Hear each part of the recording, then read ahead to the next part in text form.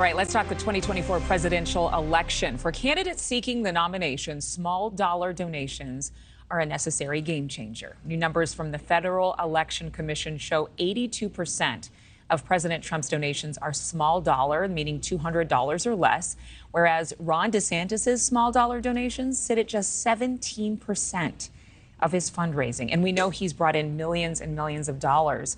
Let's bring in Axios political reporter Steph Kite, pardon me. I almost called you Steph Knight. Steph Kite to be with us. Good morning. These grassroots donations, I would imagine that somebody could say for every dollar someone spends, I mean, that's a vote and an indication of how well they're going to do in the actual election.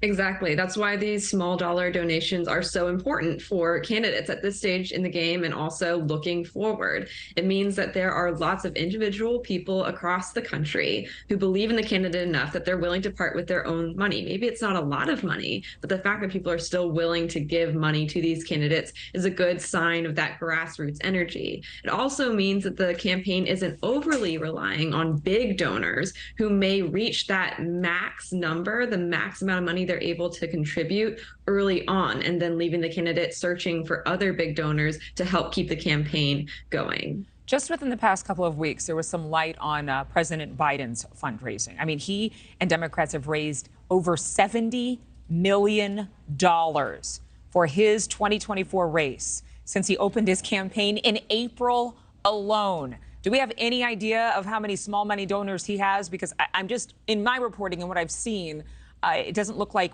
the majority of those dollars are from small money. Yeah, so, not the majority of those dollars come from small dollar donations. There was about $10 million that President Joe Biden raised himself, not counting, the DNC funds and other funds that will be available to his campaign. But about 10 million of his raised funds for his personal campaign came from these small dollar donors. It's not, it's certainly not a shockingly good small dollar donation number, but it is more than Ron DeSantis was able to bring in, and does put him pretty high up on the list when you're looking at the actual amount of money brought in through these small dollar donors. But of course, he still is far behind the numbers that Donald Trump is bringing in through these, $200 or less donations. Yeah, you mentioned the $10 million for President Biden. Former President Trump raised $44 million. Is that small money donors only?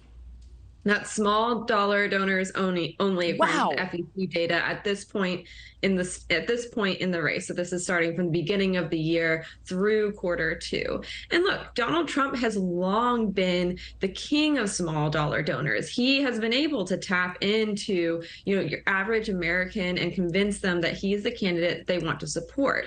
This is very much in line to the kind of campaigns he's run in the past. It's the kind of grassroots energy that initially got him to the White House back in 2016. So in some senses, it's not super surprising to see that kind of support. But the fact that despite, multiple indictments and everything going on with Donald Trump right now, the fact that he has been able to maintain that kind of grassroots support and energy is certainly a good sign for him as he goes into these primaries and remains by far the top contender for the GOP nomination when you look at the polls as well. Is that why people like Vivek Ramaswamy are coming up, maybe the mayor of Miami as well, coming up with different ways to fundraise because they know they're not going to be able to compete with former President Trump's small dollar donations, but they're sharing the wealth in other ways? Is that their way of kind of pivoting here?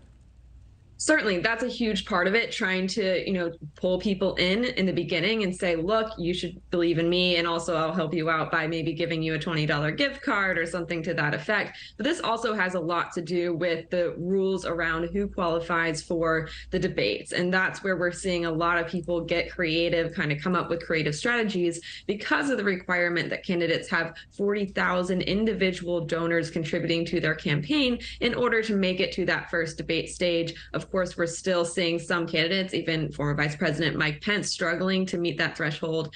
But we do have now 7 candidates who have managed to meet that threshold and will be able to debate on the debate stage next month. Well, this is no better time to use the term money talks. Steph Kite, thank you for joining us. Thank you for watching. Go to newsnationnow.com to find News Nation on your television provider. And don't forget to click the red subscribe button below to get more of News Nation's fact-driven, unbiased coverage.